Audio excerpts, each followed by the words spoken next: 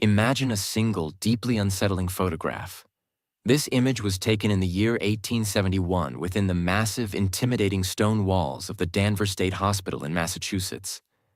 The girl captured in that frame is Catherine Doyle, only 9 years old. I urge you to look carefully at this image. Look at her eyes, the unnatural rigidity of her posture, and the profound expression that simply does not belong on a child's face. Catherine Doyle defied everything Victorian-era doctors knew, or thought they knew, about the human mind. Her case remains utterly inexplicable to this day, more than 150 years later. This photograph captured one of the most disturbing and haunting medical mysteries of the entire 19th century. What happened to Catherine Doyle cannot be explained by modern medicine. It cannot be explained by psychology, and perhaps the truth can never truly be understood. This is a story that goes far beyond any ordinary medical case. It is a narrative that questions the very limits of human reality. To truly grasp the horror and complexity of Catherine's case, we need to transport ourselves completely back to the world of 1871. America was still reeling, still recovering from the deep scars left by the Civil War, which had ended just 6 years prior. Boston was a city undergoing massive transformation, its crowded streets filled with Irish immigrants who were fleeing hunger and extreme poverty in their homeland, desperately seeking a new life in the New World. Psychiatric medicine itself was in its most primitive and brutal beginnings.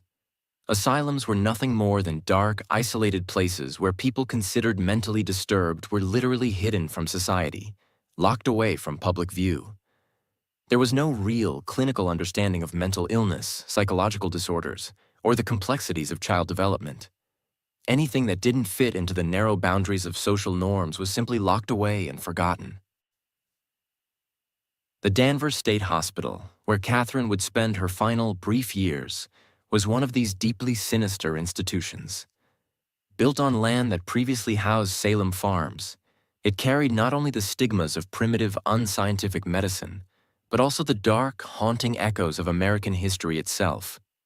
The long, imposing corridors of that place had witnessed treatments we would consider outright torture today. This included prolonged cold baths, extreme physical restraint, total sensory isolation, and morally questionable medical experiments. It was within this oppressive and scientifically limited environment that Catherine Doyle became one of the most documented and deeply disturbing cases in 19th century psychiatry.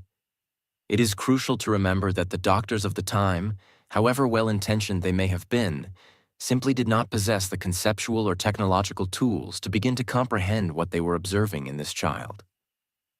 Catherine Doyle was born on March 15, 1862, in the very heart of Boston.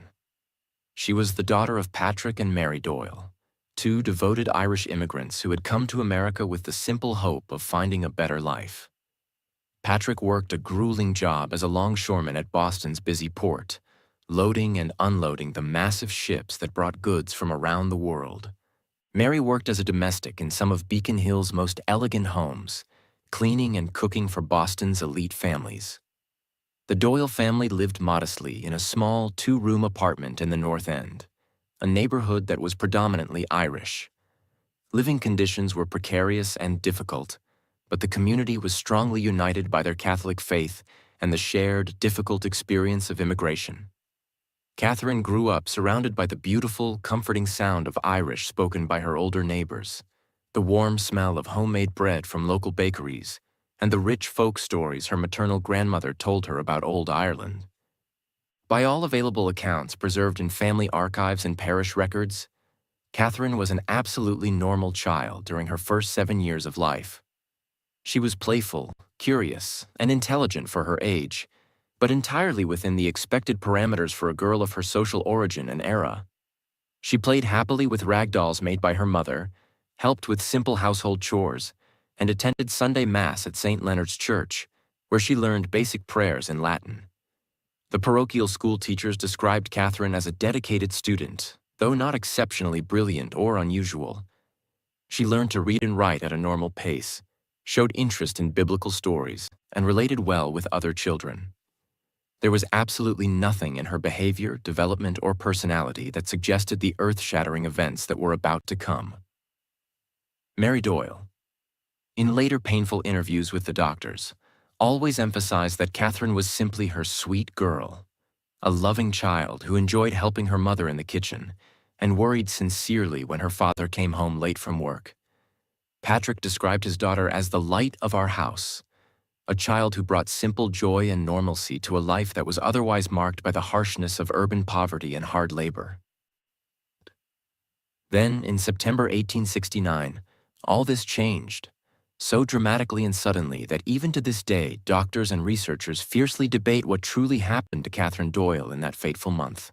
On the morning of September 14th, 1869, a Tuesday that Mary Doyle would remember for the rest of her life as the day she truly lost her daughter, Catherine woke up different. Not physically. She had the same appearance as always, the same round, freckled face, the same curly brown hair, the same small stature of a 7-year-old girl. But something fundamental, something deep within, had changed during the night, something that went far beyond mere physical appearance. The first signs were subtle, yet alarming. Catherine woke up later than usual, which was uncommon for a child who had always been a natural early riser. When she finally came down for breakfast, she moved differently, more deliberately, more calculated, as if each step was being carefully planned and executed.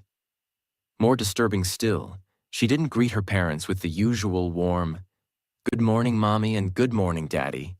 That were a daily routine in their family. Instead, Catherine simply sat at the table and stared fixedly at her parents with an expression that Mary would later describe as empty, yet at the same time very, very old.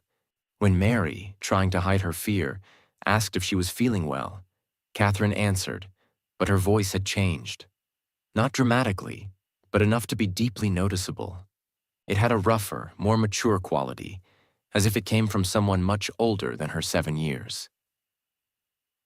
In the weeks that followed, Catherine's transformation became utterly impossible to ignore. She began demonstrating knowledge that a child of her age and limited social background simply couldn't possess. During family meals, she made casual comments about historical events with impressive, shocking precision. She spoke about the American Revolutionary War as if she had personally experienced it, mentioning obscure details about specific battles that weren't taught in the basic parochial school she attended. And even more disconcerting, Catherine began showing a deep familiarity with ancient Greek philosophy. She quoted Aristotle and Plato, not like a child who had merely memorized phrases, but like someone who genuinely understood complex philosophical concepts. When Patrick, confused and frightened, asked where she had learned these things, Catherine just smiled. That cold smile her parents began to fear deeply, and replied that she had always known these things. Catherine's religious knowledge also expanded inexplicably. She began reciting complete passages from the Bible in Latin, not just the simple prayers she had learned in church, but obscure passages from the Old Testament that most priests needed to consult in books. When Father O'Brien from St. Leonard's Church tested her knowledge, he was shocked to discover that Catherine could discuss complex theology with the depth and understanding of an advanced seminarian. But perhaps the most disturbing knowledge of all was the insight Catherine demonstrated about the people around her. She knew intimate secrets about neighbors and family acquaintances, information no one had shared with her. She casually mentioned marital problems between neighborhood couples, secret financial debts, and even moral indiscretions that supposedly no one knew about.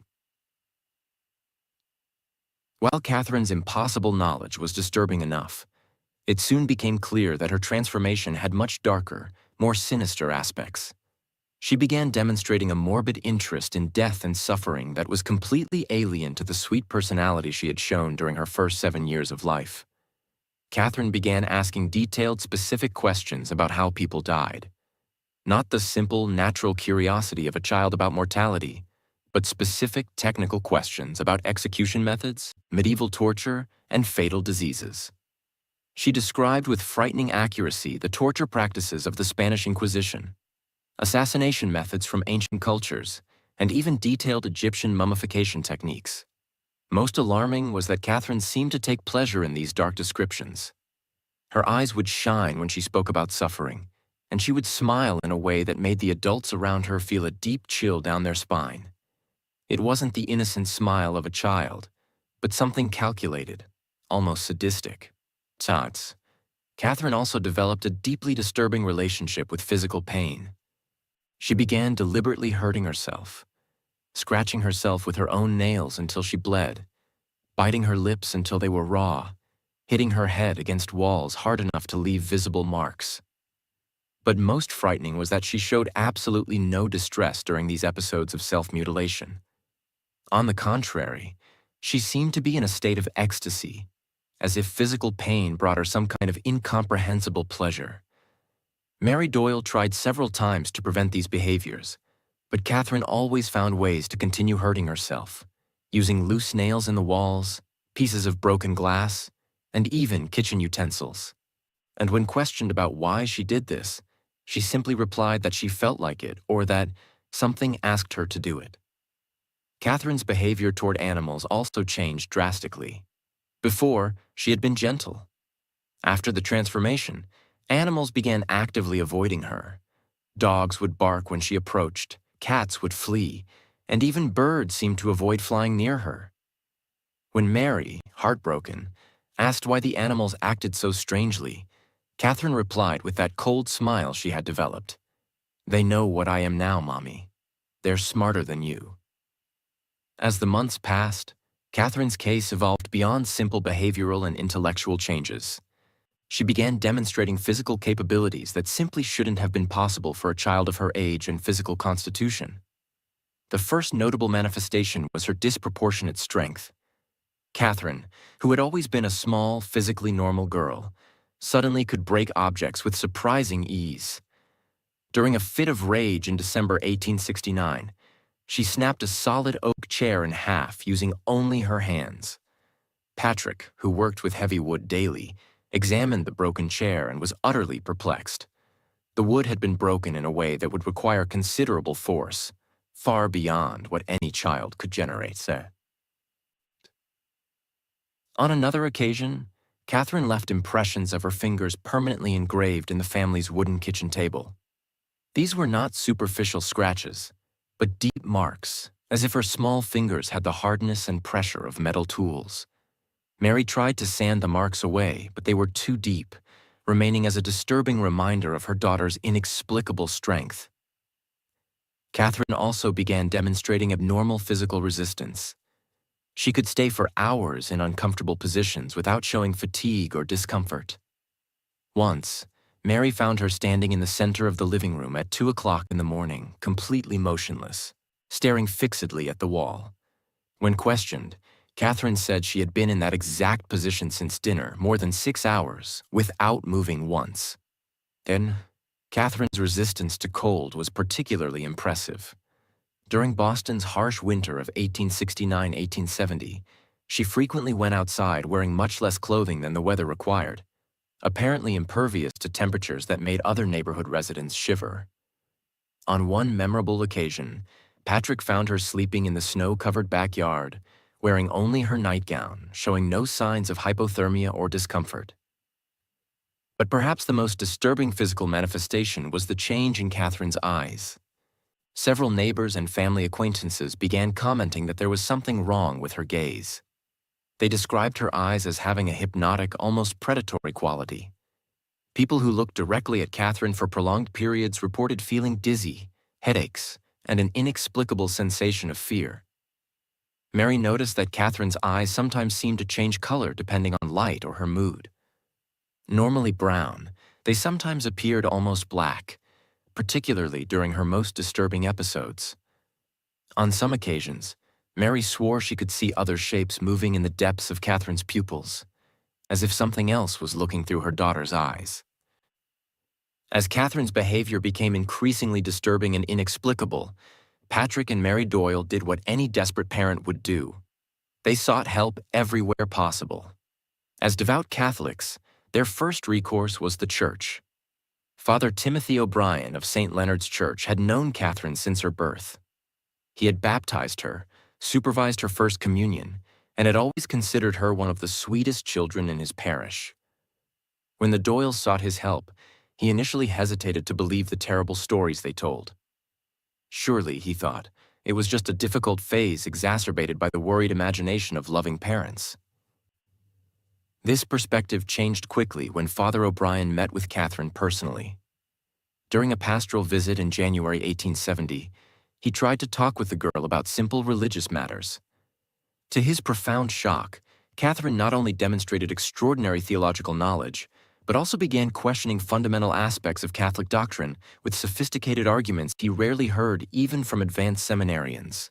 Even more disturbing, Catherine demonstrated knowledge of intimate details about the priest's personal life that he had never shared with anyone. She mentioned sins from his past, doubts about his faith that he kept utterly secret, and even specific events from his childhood in a small Irish town. When the priest, shaken to his core, asked how she knew these things, Catherine just smiled and replied simply that she knew many things about many people. Aye. Convinced he was dealing with something far beyond common medical understanding, Father O'Brien decided the only course of action was to perform an exorcism. The ritual was conducted at the Doyles' house on a cold February 1870 night, with only the family and an elderly deacon present. What happened during this ceremony was so disturbing that Father O'Brien never spoke publicly about it, mentioning only in his personal diaries, discovered decades later, that it was the most terrifying experience of his entire priestly life. During the exorcism, Catherine did not react as religious manuals suggested a possessed person should react. She showed no agony, didn't writhe, didn't scream, or blaspheme. Instead, she laughed, a loud, echoing laugh that seemed to come from multiple voices simultaneously. And then, to the priest's absolute horror, she began reciting the exorcism ritual along with him, word for word, in perfect Latin, anticipating each line before he even pronounced it. After the failed exorcism, the Doyles turned, despairing, to medicine, hoping that science could offer explanations that religion had failed to provide. They sought out Dr. Henry Morrison, one of the few Boston doctors who specialized in mental disorders.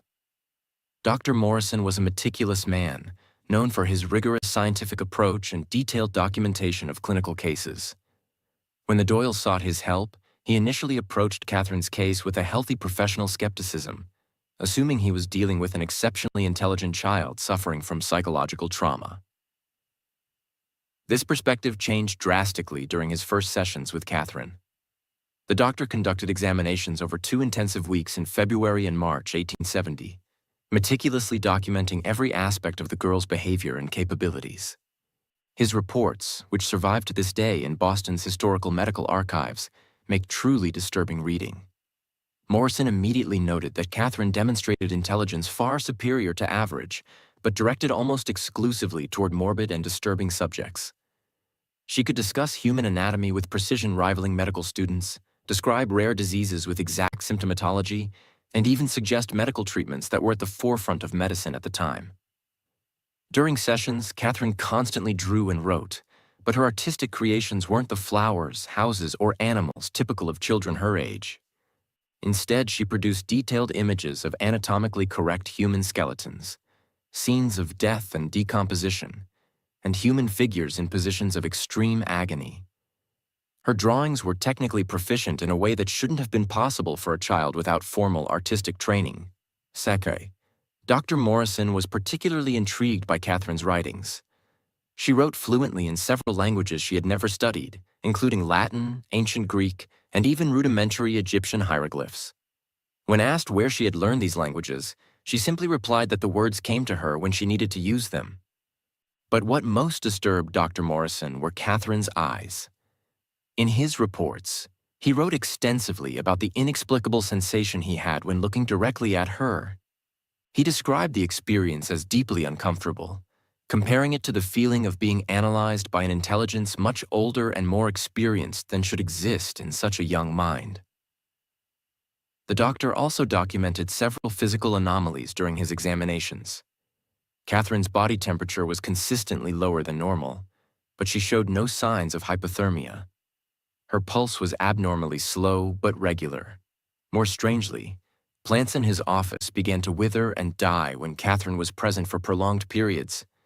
even when all other environmental conditions remained constant. The event that finally led to Catherine's admission to Danvers Hospital happened on a particularly cold February 1870 night. It was an incident so bizarre and inexplicable that it convinced even the most skeptical doctors that Catherine needed immediate specialized medical care. Patrick Doyle woke at 3 o'clock in the morning with a strange, heavy feeling that something was wrong. The house was too quiet, and he noticed the air seemed particularly cold, even considering it was the height of Boston winter. He got up to check on the family and discovered that Catherine wasn't in her bed. After searching the entire house without finding her, Patrick looked out the kitchen window and saw a small figure standing in the snow-covered backyard. Catherine was in the center of the yard, completely motionless, wearing only her thin, white cotton nightgown. She was in the middle of a snowstorm that had begun during the night, and her body was already partially covered with snow. What shocked Patrick most was Catherine's position. She was standing with her arms extended toward the sky, as if embracing the storm. Her head was tilted back, looking directly at the night sky, and she remained completely still, despite the strong winds and heavy snow. Patrick ran outside, expecting to find his daughter in severe hypothermia or worse. But when he reached her, he was shocked to discover that despite having been in the storm for several hours, Catherine wasn't shivering or showing any signs of discomfort from the cold. Her skin was ice cold to the touch, but she was breathing normally and seemed completely conscious. When Patrick tried to bring her inside, Catherine slowly turned to look at him. What he saw at that moment would haunt him for the rest of his life. Catherine's eyes were completely black. Not just dilated pupils, but completely black, as if there were no visible iris or white. And when she spoke, her voice echoed in a way that seemed to come not just from her throat, but from the very air around her. She looked directly at Patrick with those impossible black eyes and said words he would repeat to doctors for the rest of his life. "The stars are almost aligned, Father, and when they meet in the correct position, you'll finally understand that Catherine never really existed. She was just preparation for something much more important." The morning after the backyard incident, after a sleepless night and several hours of desperate discussion between Patrick, Mary, Father O'Brien, and Dr. Morrison, the most difficult decision of the Doyles' lives was made. Catherine would be admitted to Danvers State Hospital. The decision wasn't taken lightly. Everyone involved recognized they were dealing with something beyond their understanding. Father O'Brien admitted that his spiritual resources had proven inadequate. Dr. Morrison confessed he had never seen a similar case and needed the infrastructure and resources of a specialized institution to have any hope of understanding Catherine's condition. For Patrick and Mary, surrendering their only daughter to medical authorities was a decision that destroyed them emotionally. But they recognized that Catherine represented a danger not only to herself, but potentially to others. Her demonstrations of supernatural strength, impossible knowledge, and increasingly disturbing behaviors created an unsustainable situation. Danvers Hospital was chosen because it was considered one of New England's most advanced institutions for treating mental disorders. Under the direction of Dr. Elias Hartwell, the hospital had implemented some of the most modern techniques of European psychiatry and had resources for extensive medical documentation. On the morning of March 15th, 1870, exactly 1 year after her 8th birthday, Catherine was taken from her Boston home to Danvers Hospital. She cooperated completely with the process, demonstrating a strange understanding of the situation that was far beyond her apparent age. During the carriage ride to Danvers, Catherine remained silent most of the time, looking out the window with that ancient expression that had become her distinguishing characteristic. Only once did she speak, turning to Dr. Morrison, who was accompanying her, and said, "You're going to try to photograph me, aren't you, Doctor? It will be interesting to see what your camera can capture." Danvers State Hospital was an imposing and threatening institution built in the Gothic Revival style. It had been built following the principles of so-called moral treatment, a philosophy that promised cure through routine and a controlled environment. In practice, Danvers Hospital had become a repository for people society considered incurable or too dangerous to live in freedom. When Catherine arrived in March 1870, The hospital housed more than 600 patients in deplorable conditions. The long, dark corridors constantly echoed with disturbing sounds.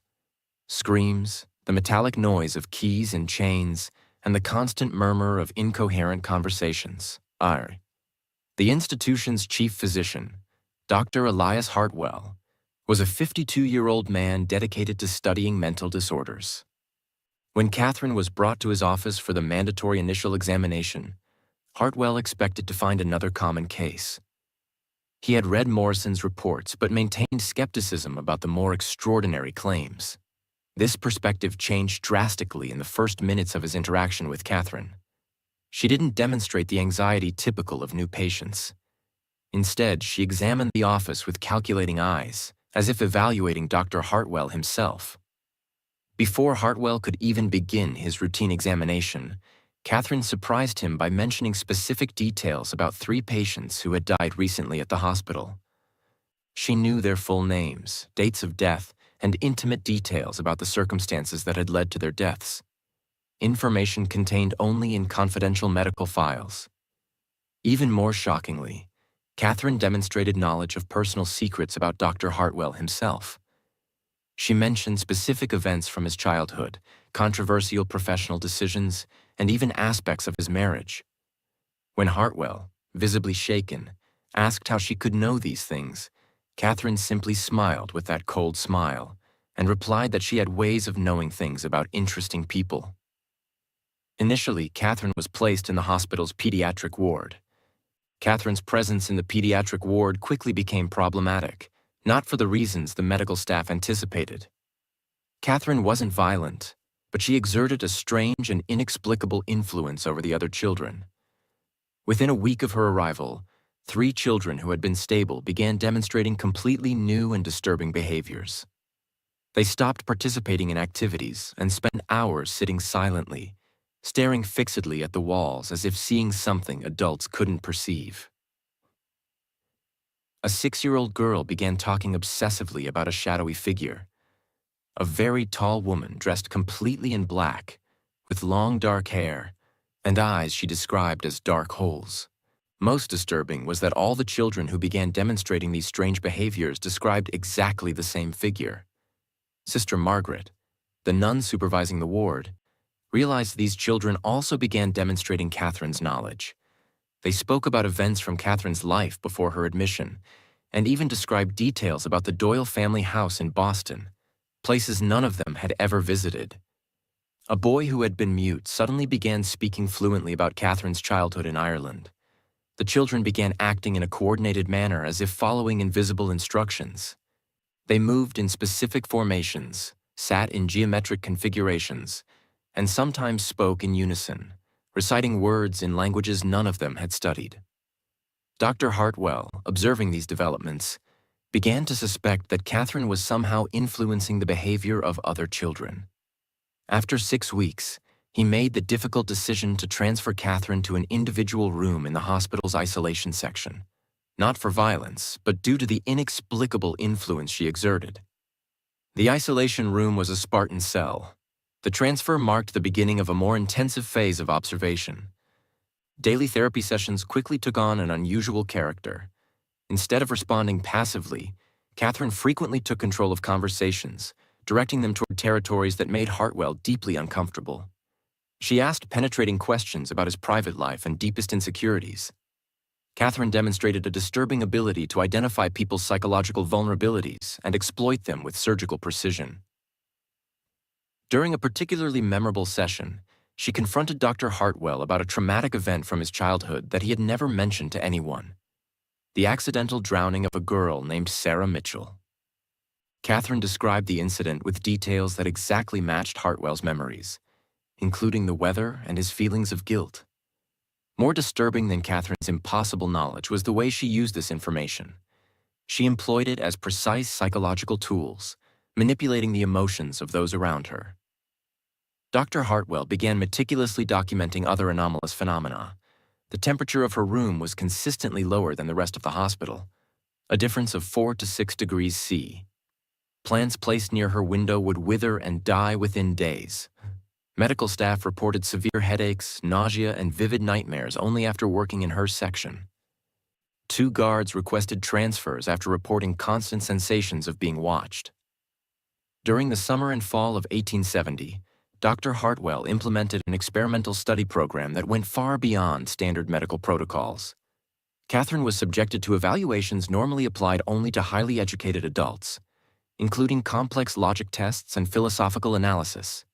In all tests, she demonstrated capabilities far beyond what should be possible.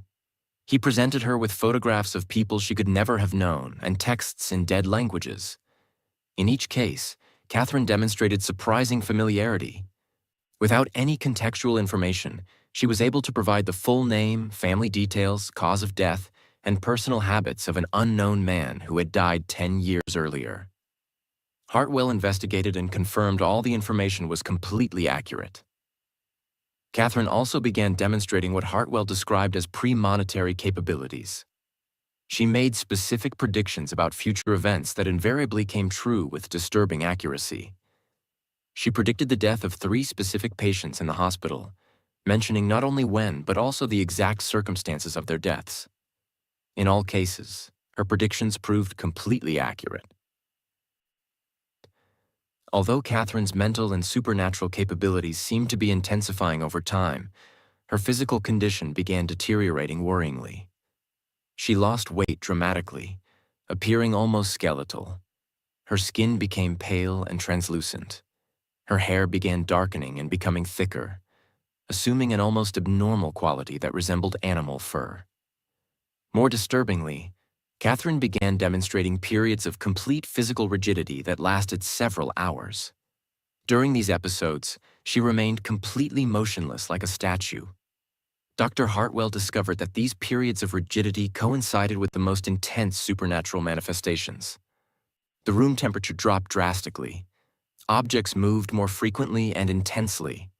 Catherine also began speaking during these periods, but her voice assumed qualities different from her normal speech. Sometimes she spoke with multiple voices simultaneously. Other times her voice assumed tones that were clearly adult, as if other personalities were speaking through her. During these episodes, she described historical events that had occurred centuries before her birth and made predictions about future events that invariably came true. In May 1871, after more than a year studying Catherine, Dr. Hartwell made a monumental decision. He would photograph her as part of his medical documentation.